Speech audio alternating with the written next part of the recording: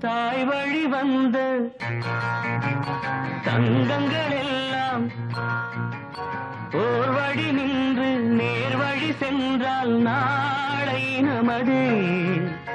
காலங்கள் என்னும்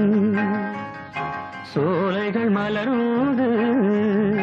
காய்கனியாகும் நமக்கென வளர்ந்து நாளை நமதே நாளை நமதே நாளை நமதே